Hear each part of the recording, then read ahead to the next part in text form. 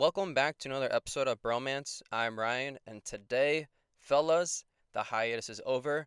I am back. Before I get into it, let's hit the intro. Yeah, yeah, yeah. Gone on you with the pick and roll.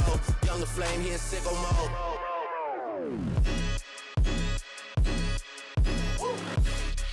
This here with all the ice on in the booth. Alright, and we are back. I'm sorry I wasn't able to post anything last week. I had a pretty busy week between travel and selection camp and work, so unfortunately, didn't post anything last week. I recorded last night with Brenda and Kevin, so I will have that episode out probably Thursday or Friday. I'm recording this episode currently Monday morning. I hopefully will have time to edit this episode and have it out probably tomorrow, Tuesday, as you're listening to this. So I wasn't able to post anything last week, but to make it up to you guys, I will be posting 2 episodes this week. I don't want to get away from this episode too much about what I really want this episode to be about, but selection camp was this past weekend, and I do have some thoughts, and let's talk about it. So first of all, shout out to everyone who went, all the players, all the coaches, and people who weren't coaching or playing, like Nate Kreider, Randy Hodge, and Dylan Clark Oden. Shout out to DeMonte for going, even though he was hurt and he couldn't play. I know that definitely killed you, DeMonte, to be there and not be able to play, but I appreciate you going and still being a part of the team for sure. I learned a lot this past weekend. It was by far the highest skill level dodgeball I've ever played. I learned a lot of drills, some that we actually used yesterday for our Beast Coast practice, and drills that I will continue to use throughout Beast Coast practices and also Connecticut dodgeball. I was able to play with some awesome players I normally would not have gotten the chance to be able to play with. So we did scrimmages Saturday and Sunday morning for men, and then in the afternoon/evening we did mixed. So I was able to really mix it up.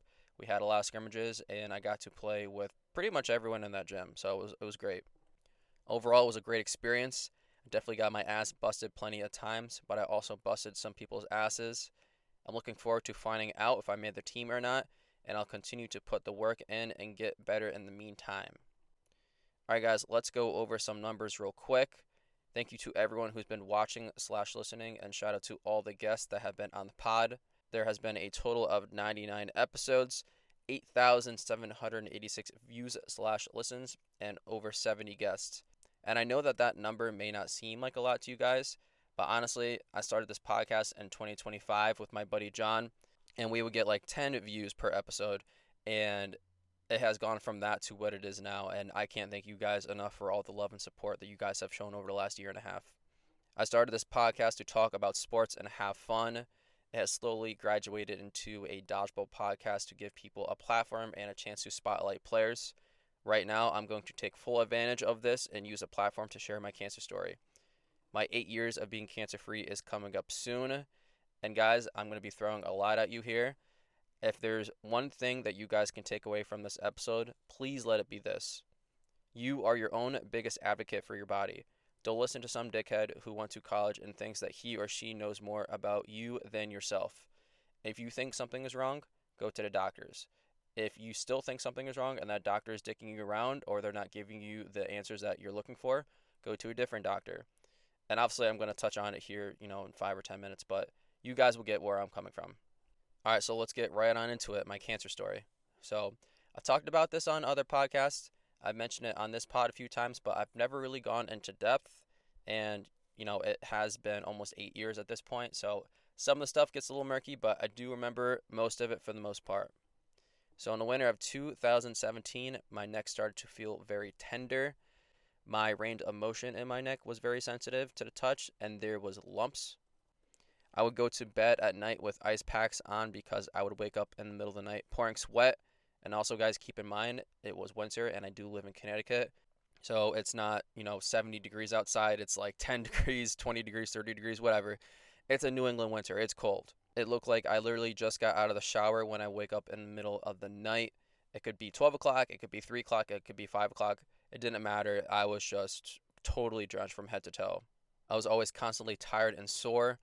I would take Tylenol every morning to try and get ahead of being sore, and I was constantly drinking coffee throughout the day. I finally decided to go to the doctors because I looked up my symptoms and realized right away that every single symptom I had was identical with symptoms for Hodgkin's lymphoma, which is actually what I was later diagnosed with a few months later. I wanted to be wrong, but I wanted to also be honest with myself and realistic with how my body actually felt, and I had every symptom of Hodgkin's lymphoma.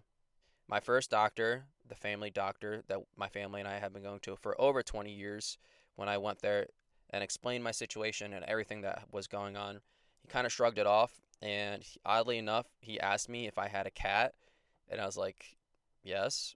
And he said, well, it could be from a cat scratch, and it could just be an infection, and that's what the lumps could be in your neck.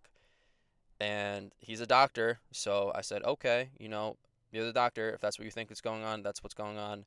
And he said, if nothing's changed or things are getting worse, I want you to come back in a few weeks. So I went back in a few weeks because obviously things were not getting any better. They're actually getting worse.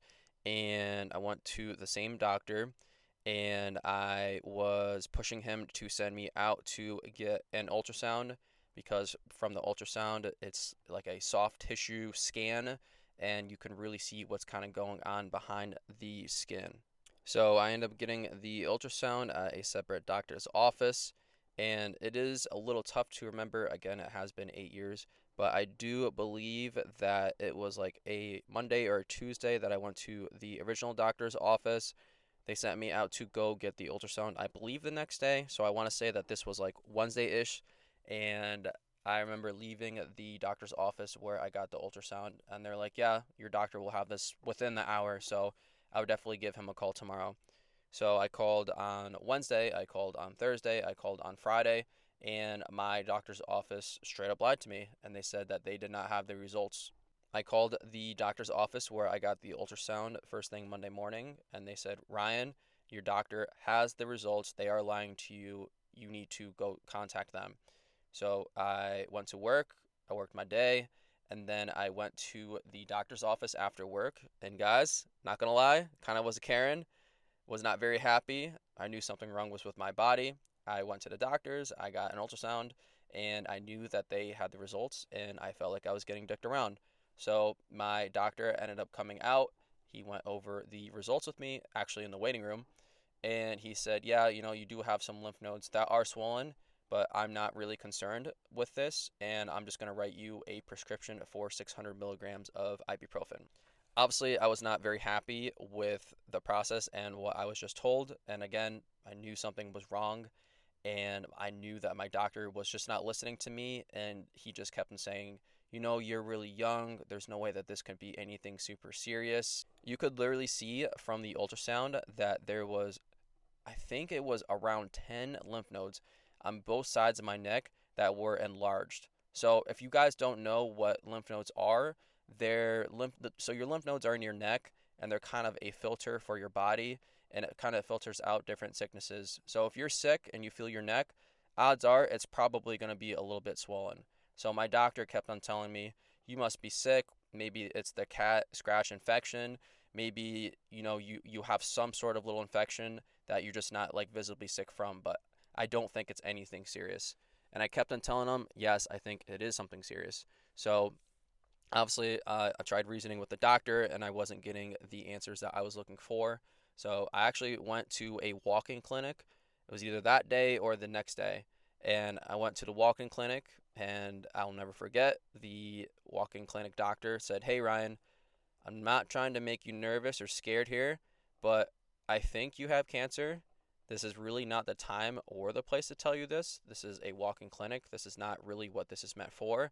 But I think that you are sick. I believe what you're saying. And I think that you need to go to another doctor, and I'm going to refer you to another doctor. So I end up going to that other doctor, and I found out from that doctor, I think a week or two later, that I actually was sick and that I did have cancer. And it was actually the exact cancer that I was telling my family doctor that I thought I had, that I did have. When I was at that doctor's office, the third doctor's office, mind you, and when I was told that I was sick, my then girlfriend at the time and my mom were in the room. And this is going to sound crazy to you guys, but honestly, I felt a lot of relief from what I was told, because, again, someone finally listened to me. I knew what was wrong, and I already accepted the fact that I thought I had the cancer before the doctor even told me.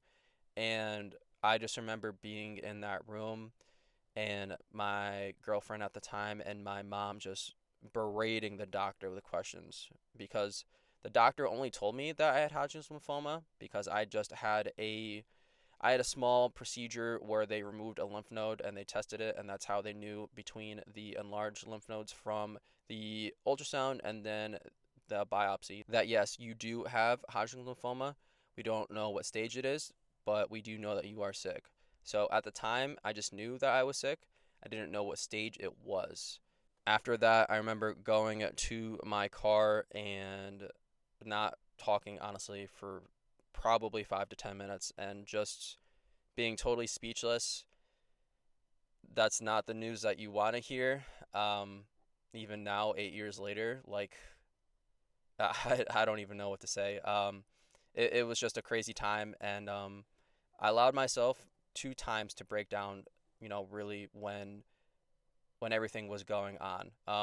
I broke down in the car, just kind of talking about it with my then girlfriend at the time, and I allowed myself 1 time to think all the bad thoughts, all the sad thoughts, all the thoughts, whatever I wanted to think at the time, 1 time in the car because I can't control what's going on with my body. The only thing I can control is my mindset and what I can do to get ready to do whatever I have to do. I was just told that I had had Hodgkin's lymphoma. I didn't know if I needed chemo. I didn't know how many surgeries I needed. I didn't know if I needed radiation or not. But I allowed myself to break down that 1 time. And then the other time I broke down, I was talking to my grandparents. And they were kind of kept in a loop a little bit, but I really didn't go into a lot of detail with them at the time. I don't want to make them nervous. My grandparents are my grandparents. And I remember telling my grandpa what was going on and just not even really being able to get the words out. Um, and I remember telling my grandma too. And unfortunately, my grandma isn't with me anymore. But I remember just telling my grandma what was going on. And it was just so comforting just telling my grandma.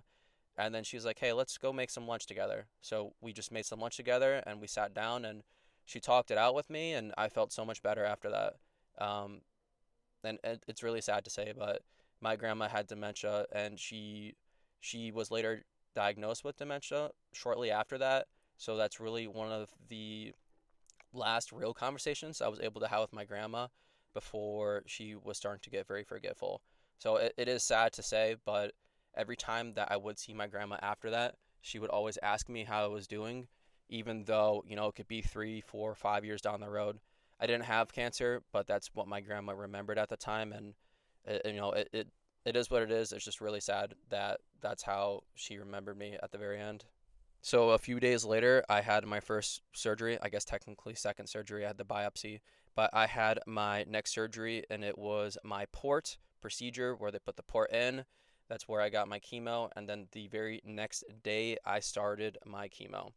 And guys, I probably should have said this a little bit sooner, but once I got my prognosis and that it was stage 1 cancer, I'm telling you guys right fucking now, I did not think for an absolute fucking second that this was not going to be something that I was going to be able to not beat. Yes, it sucked. Yes, that's not what you want to hear. Yes, I was 22 years old. That's not something a 22-year-old should be going through. But again, I was like, you know what, guys? This is going to be the toughest challenge I'm going to have to face ever in my life. And I get the chance to do it at the age of 22. Nothing in life is ever going to come remotely close to overcoming this. So, yeah, it sucks that it happens, but you have to look at it and change your mindset and look at it in more of like a positive light. Because again, there's nothing that you can really do. There's nothing that you can control over this. You can just control of how you think about it. So after I had my part put in, the very next morning, I had my first round of chemo. So if you guys aren't familiar, a round of chemo is actually 2 treatments. They're not at the same time, obviously, but I had a total of 2 rounds of chemo, which is 4 treatments. And afterwards, I had a total of 10 rounds of radiation therapy, which sounds bad, but honestly, the radiation was the easiest part of it. For my chemo, every treatment was anywhere between 8 to 12 bags. and it really just comes down to how quickly your body is accepting the liquids and everything that's getting put in you. So I would show up to the hospital super early every morning. They would flush my port out. They would give me some IVs to make sure that I was hydrated, and I would start my treatment. I would sit down in a room with other cancer patients, and we'd all get chemo together, and we would all talk to each other. And honestly, it's one of the saddest things I've ever experienced in my life. Just sitting in a room, getting something that you need to keep you alive, and seeing other people going through the same thing. And I think the part that really got me was seeing older people going through that, because, you'd see like an older, guy or girl in that chair, and you would see their loved one holding their hand. And that's just like one of the saddest things that I think I've ever seen in my life. It's just really tough to watch people go through that, especially older people, and to see your loved one go through it. I didn't post anything on social media until I found out that I was cancer free. I didn't take any pictures. I didn't record anything at all. That's something I kind of regret a little bit, because I would like to go back and watch some stuff and just see where I was at. But I didn't post anything until I was cancer free, and I made an Instagram post. I had an insane amount of people reaching out with a lot of love and support, you know, saying, hey, I'm so proud that you beat this. I'm so happy for you. And I also had a lot of people that reached out that were like, hey, dude, what the fuck? Like, why do you not tell me what was going on? I would love to have, helped you out with whatever you needed, and been there for you, and check in on you. And honestly, I didn't say anything because I didn't want people to look at me any differently. And it was something that I knew I was going to beat. And it was something that if you were super close to me, you knew what was going on. But other than that, if you were like a friend of a friend, or someone that I'm not super close with, but I would call you a friend, you probably didn't know that. And again, I just didn't want people to look at me any differently, because I was the same Ryan before I had cancer. I was the same Ryan while I had cancer, and I'm the same Ryan now. And there's no reason to look at me any differently than that. I don't want someone to look at me and think of me any differently, or think, have any pity for me. Honestly, I think that's really just what it came down to. With 8 years of being cancer free coming up July 11th, I do want to talk about 8 things that I live my life by now. I feel like I probably could have worded this a little bit better, but this is the best I could come up with. So I got 8 things here. Some of them I'll kind of dive into a little bit, others I really won't. So first thing is going to be dedication slash discipline.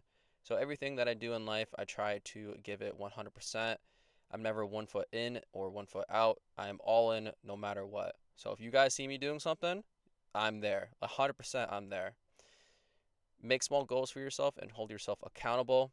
Put in the hard work even when no one's watching. Create habits. Shut the fuck up even when no one's watching. Hold yourself accountable and put in the work. Next, motivation. Set realistic goals for yourself with a long-term goal. So I'll give an example. Your only goal shouldn't be to make something like Team USA. There should be a lot of small goals leading up to the big goal. I made it a goal of mine 2 years ago to make Team USA. I went to every tournament that I possibly could go to, whether it was something that was in New England, like semi-pro, or Boston or Philly, or if it was a USA round. Whatever tournament that there was to go to, I went. Anything that I could make myself better, I went. Anything that I can get recognized for, I went. I went to Arizona, Minnesota, Seattle, and New Orleans last year, and I came home with 3 medals. I forced myself to learn new things like ball blocking with 2 balls, learning how to throw different throws other than just a fastball, and I forced myself to switch up my throwing motion and to throw harder, because I didn't like where my velocity was at last year when I got clocked at Minnesota. So last year in Minnesota, my velocity was clocked at 66 miles per hour, and I'm not going to lie, guys, definitely a little embarrassed. Definitely one of the slower throws compared to everyone else who's throwing 70 plus miles per hour. This past year in Minnesota, so about 2 months ago, after playing all day Saturday, getting clocked on Sunday, I was clocked at 68 miles per hour, and it's definitely not something that I was happy with, but there was an increase in my throw. And this past weekend, when I got clocked at selection camp, my velocity was 75 miles per hour, which is something that I am happy with, but it can be better, and I'm going to continue to work on it. Setting small goals like that is something that helps me stay motivated, making goals and seeing yourself get better and better. Guys, remember, progress is not linear. Some people need help to stay motivated. I am not one of those fucking people. So I'll give you guys a little bit of a backstory. In middle school and high school, I ran cross country, and I continued to run after high school for a few years. Running is such a self-motivating and disciplined sport. No one goes out there and holds your hand. You hold yourself accountable and you go get it done. It is very simple. You either go out there, you put the work in, you go on your runs, or you don't. But when it comes time to practices or races, your teammates and your coaches are going to know what you've been doing and what you have not been doing. Have you been putting in the work, or have you not been putting in the work? In high school during the summer, I'd wake up before it got super hot out and I would go for a run every morning. In the evenings, my parents would drop me off at the gym to go get a workout in, like an actual workout, not just running. And if my parents weren't able to, I would ride my bike to the YMCA. It was like a 20-minute bike ride, work out for an hour, hour and a half, and then 20 minutes back. I called practices during the summer with the rest of my team, so when the first day of school came rolling around, we'd be ready as a team and further along than the rest of the schools. And guys, I was like 14, 15, 16 doing this. So I'm 30 and I'm calling practices for Beast Coast and for other stuff to get better. I've been fucking doing this more than half of my life. This is something that is a part of me. I wanted to hold my teammates accountable, push them to become better runners, and in return push myself to run even harder. In high school, they would announce most of the races over the intercom. I was always motivated to come in first place because I wanted to be the best runner, obviously, in every single race. But I also wanted to hear my name over the intercom. My senior year, I didn't take practice as seriously. And looking back at it, honestly, I don't think I really would have changed too much because I was running every single day, like every single day, not Monday through Friday, like putting in the work on the weekends. Also working out outside of just running on Monday through Friday with my team. And my coaches would want me to run like 8 miles before a race, which is, 5K, 3.1 miles. And if I wasn't putting in the work outside of, practice, then yes, I would be more than okay with doing that. But me running 8 miles before a race, yes, I did it, but I dogged it because I wanted to save as much energy as I could for the following day for the actual race. My coaches would stop having the races read as much and then would have the results read when I occasionally did not come in first place. That gave me extra motivation to go finish in first place and absolutely destroy fucking everyone in these races. After that, I set course records for my school, became an all-conference and all-state runner my sophomore year, my junior year, and my senior year. I got a full scholarship to run in college, which is something I didn't take, but something that I do have pride in that I was able to even get a scholarship. I don't think a lot of people can say that they've gotten a full ride for a sports scholarship, especially for a niche sport like running. Next, diet. Putting food in your body that actually is good for you. I am not a foodie at all. I look at food as fuel for my body. A few years ago, during a routine physical, I found out that I was pre-diabetic. I had no clue how I could be pre-diabetic. I felt like I ate pretty healthy. After learning that I was pre-diabetic, I cut out all sugars. No more sugar in my coffee, no more sugary sodas or energy drinks.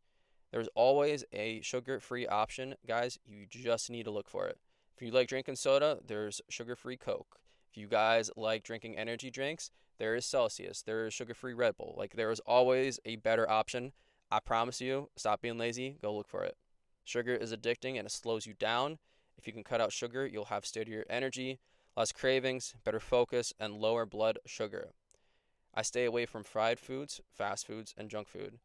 Honestly, I can't even tell you the last time I had fast food. I want to say it was probably last year, and it was after a tournament, and it was just because the carpool wanted fast food, and that's just where we went. Learn what your body's deficient in and work on it. So go get a physical, guys. If you have insurance, your insurance covers one physical a year. Go get the physical, go get the blood work, see what your body needs, and work on it. Confidence. Be confident in anything you do in life. Confidence comes from preparation and all the hard work you put in that leads to you doing whatever you want in life. I'm confident playing dodgeball because I get my workouts in, I watch film, I study how other players play, and I work on my weaknesses. All the confidence I have in dodgeball comes from my preparation. If you played dodgeball with me before, you know that I try and build as much confidence as I can in my teammates. I don't care how dumb the game plan is. If there is a game plan and you're confident in it, that is better than no game plan. Have backup plans to the backup plan. I'll give you guys 2 examples here. First example, last year in Seattle, we played Fortune 3 times. When we played Fortune, we noticed that Lou loved to throw crosses on their aways. We had 2 counters to that. Our first counter was whoever was in front of Lou wouldn't throw, because the second that they did, they automatically allowed Lou to do whatever he want and be involved in that play. That obviously became pretty predictable eventually, so our second counter was a complete opposite. Have the person in front of Lou throw and allow him to take those throws. That allowed us to almost guarantee who was taking the throw and probably where Lou was going to go with it. I'll give you one more example. So second example was semi-pro last month. Before the tournament started, we had a team call, and I told everyone, I don't care what our record is. I want to try a bunch of different stuff and see what works and what doesn't. During round robin, we played Goop Troop, which was a team that we played in the finals. When we played Goop Troop in round robin, we lost to them 4-0. Before the finals, in the huddle, I told my team we're switching up corners, who had the third ball and where that third ball was going to be. I went from playing right corner a lot to left corner, and went from having that third ball in the middle to the third ball next to the right corner. We ended up overloading Robbie's side and dared everyone else on that team to beat us.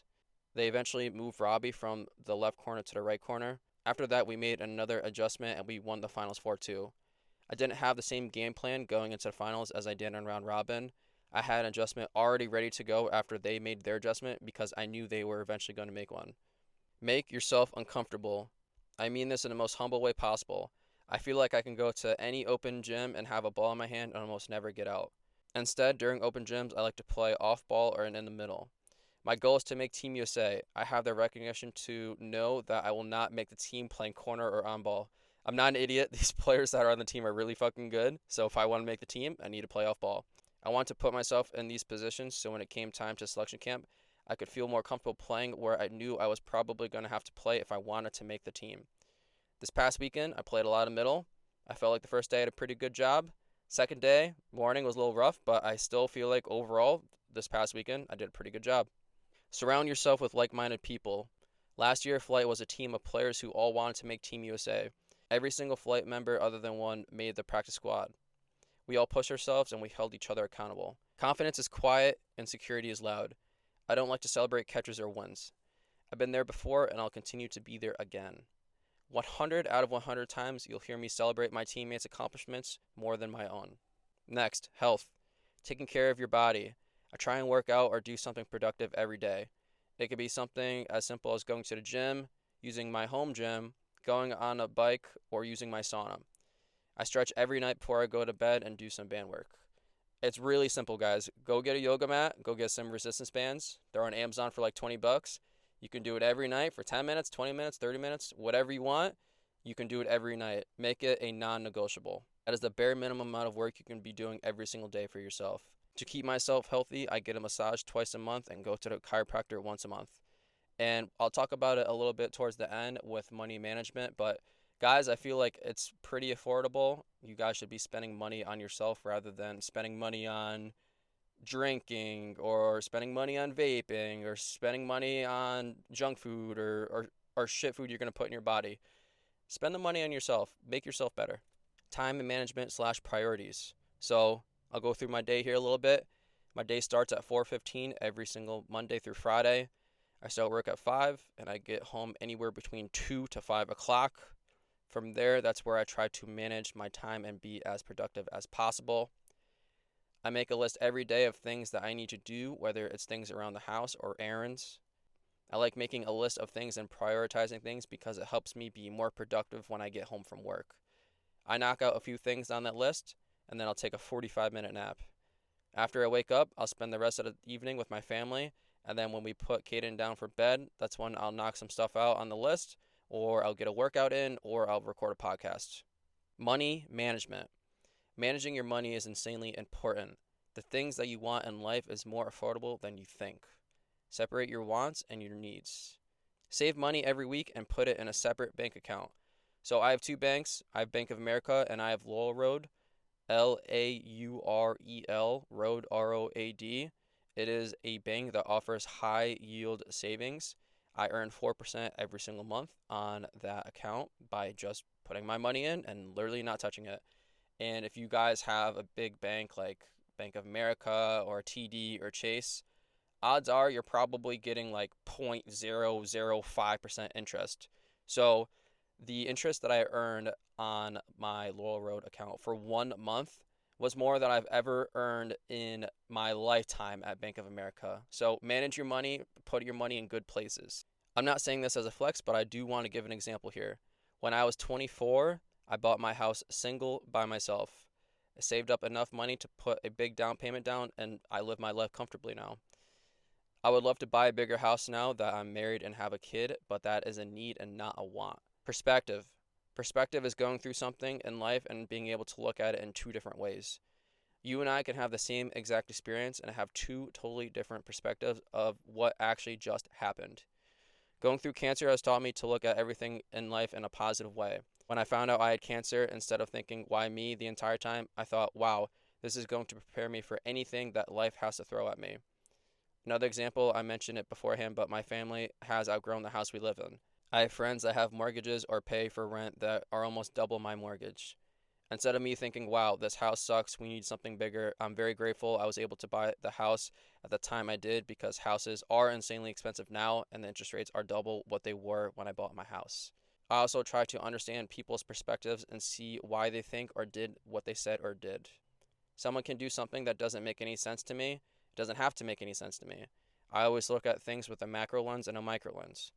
Micro lens is something that has happened today, an emotion, something good or bad that has happened, and how it affected me or my family today. Macro is long-term picture, long-term growth, and the overall picture. So I don't have to understand why someone's saying or doing something. It doesn't have to make sense to me. It just has to make sense to them. Something could happen in life, and again, I'm looking at it in two different perspectives. How does this affect me now, and how does it affect me long-term?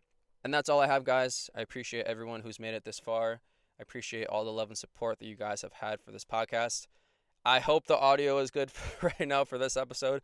I am recording it in my car. This is the only quiet space that I have available right now. So thanks, guys. Peace.